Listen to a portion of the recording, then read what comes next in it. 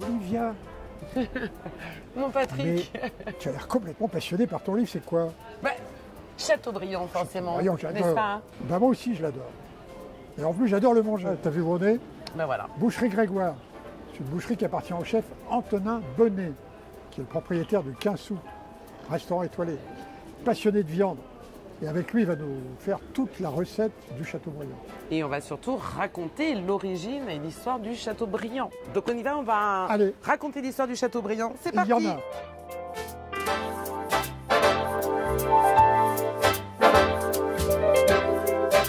Bonjour, je m'appelle Antonin Bonnet, je suis chef du restaurant Kinsu et propriétaire de la boucherie Grégoire. Et bienvenue à Food Saga pour l'histoire du Chateaubriand.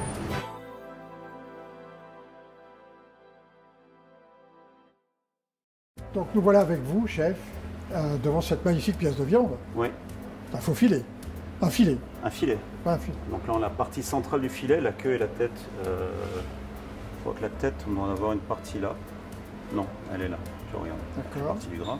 La queue a été repliée dessus. Donc là, on a la partie centrale en fait. Oui, donc c'est dans cette pièce de filet que vous allez découper le Chateaubriand. Ouais, donc 400 grammes, ça va nous faire à peu près ça, quoi. Donc c'est la partie la plus tendre de la partie la plus tendre de l'animal. Une des théories sur l'origine du mot Chateaubriand, c'était les éleveurs qui étaient dans la région de Chateaubriand, qui est une ville qui est dans les Charentes.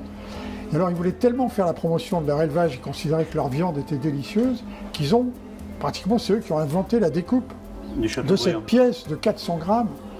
Mais vous nous dites, c'est pas possible, parce que ça devrait être très cher. Aujourd'hui, de faire la promotion sur quelque chose qui représente 0,5% Ah d'un oui, produit, ça paraît un peu farfelu, effectivement. Là, le morceau de bœuf, il est suffisamment imposant. Donc, en fait, pour le cuire, moi, j'ai une technique. Je le commence au poêlon et je le cuis au four pendant une vingtaine de minutes. Le poêlon, matière Le poêlon, grasse. Matière grasse. Laquelle? Je colore d'abord sur Qu'est-ce que vous ça, mettez comme matière grasse? de l'huile. L'huile. De l'huile et le D'accord. beurre à la fin. D'accord, oui, pour pas qu'il noircisse. Pour pas qu'il noircisse, en fait.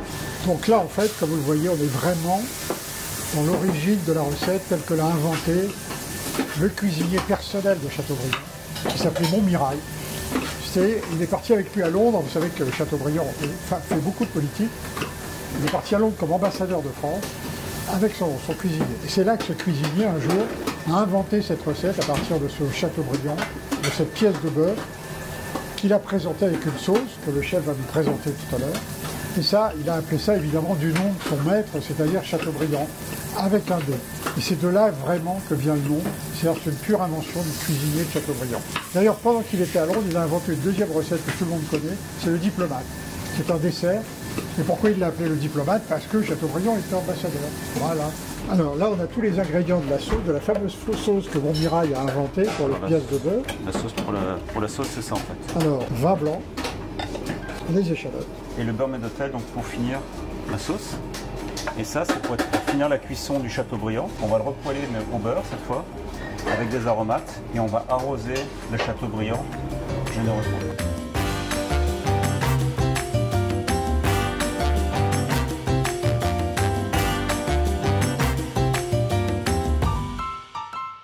Alors ce plat a eu un succès phénoménal à Paris. C'était dans Pas quelle tout de année? suite. Enfin, pas tout de suite. Hein. C'est vrai que quand Montmirail va le ramener à Paris, peu de gens vont en parler.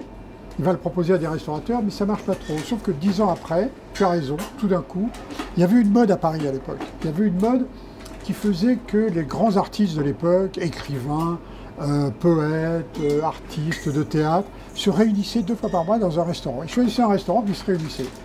Et donc il y avait les frères Goncourt qui étaient là aussi, tu vois. Donc.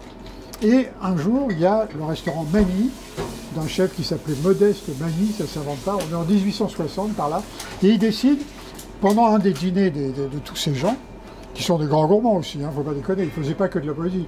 Et donc il dit, tiens, je vais mettre le Chateaubriand à la carte, avec cette pièce de bœuf magnifique, et la sauce. Et énorme succès. Tout le monde, wow, c'est délicieux, les frères Goncourt se régalent. Il y en a même un qui écrit un texte sur quand le jus de la viande se mélange avec la sauce, c'est merveilleux. Bon, voilà. Ça donne l'eau à la bouche. Voilà, exactement. Et tout d'un coup, évidemment, comme toujours, le bouche à oreille se fait, les restaurateurs disent « Ah, t'as fait ça, moi aussi ». Et du coup, énorme succès de ce plat à Paris. dans les années 1860, jusqu'à presque aujourd'hui. C'est une grande histoire de la viande dans la gastronomie française.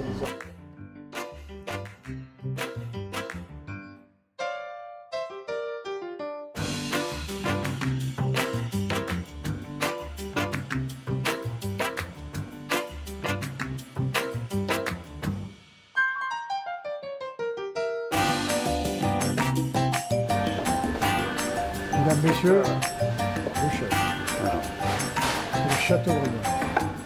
Donc là, j'ai suivi la recette. On a la sauce, on a la sauce et le beurre maître d'hôtel sur Voilà.